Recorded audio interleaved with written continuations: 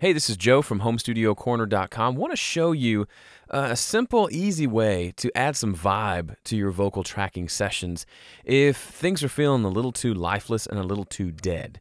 Now, it's pretty common for a singer to expect to maybe have some reverb in their headphone mix, right? Especially if it's a softer song or a ballad or something like that. But what if it's a big rockin' tune? And let's say you know that you want to have a pretty aggressive vocal, maybe even with a little bit of distortion in the final mix, and you also know that you probably want something just to make it sound a little more vibey. Now, for me, a lot of times what I reach for to make something sound vibey in the mix is I'll add some sort of a slapback delay to the lead vocal.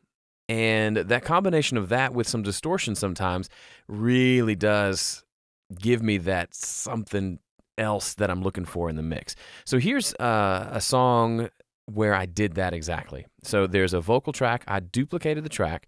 So I'll move this here. It's the exact same vocal. One is the vocal with regular processing on it. The other has distortion, a little bit of EQ. And then they're both feeding a vocal bus where it's feeding into a slapback delay. So you end up with this kind of sound. You know they hurt you so bad. So you get this kind of both the distorted, aggressive sound and then also this slapback delay that's going on. Now that's all well and good on the mix side, but what about when you're tracking the vocal? What can you do there? Well, if you have some sort of a mixing board that has effects built in, that's one way to do it, but a lot of people don't, and that's okay. What you can do is set it up to where when they're monitoring back, you can still use a send from a given track to create some slapback delay. So in this instance, I've got this track here. It's set up to monitor off of the input of the mic, and then I've got this feeding a bus.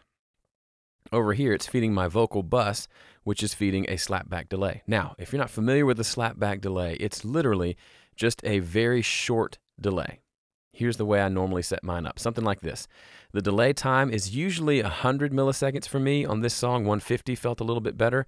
Rolled off a little bit of highs, a little bit of lows, and no feedback.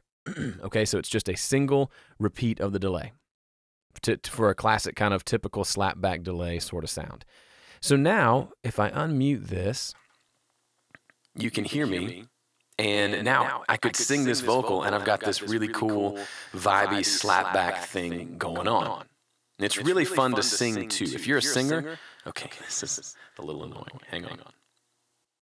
If you're a singer, then you try it. Try it sometime. Try singing with a nice little slapback delay on there. It causes you to just sing a little differently. It helps you dig in a little more, and you kind of hear yourself slapping back off that wall, for example, and it adds to the energy of the performance, not only just the sound. So it can actually help the performance. So when I was tracking vocals for this song, I had distortion and EQ and compression and a slapback delay all on the track. So I would record it with some slapback delay, then listen back with the distortion and everything else added on, and it just was creating this vibe that completely changed how I recorded the vocal, how I sang the vocal, based on how I was hearing it. So that's a great way to use plugins during the recording process, not so much to fix the sound at all, more so to create a vibe that causes you or causes the performer to create this different, better performance that wouldn't be there otherwise.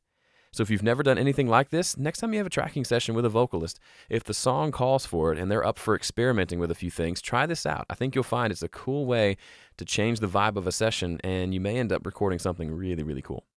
Thanks for checking this out. By the way, this is a song we're mixing this month, October 2014, over at Dueling Mixes. And for a brief, limited time, you can check out a sneak peek of this entire song and Dueling Mixes itself over at HomeStudioCorner.com/DM. That's DM for Dueling Mixes. Check it out, and we'll see you next week.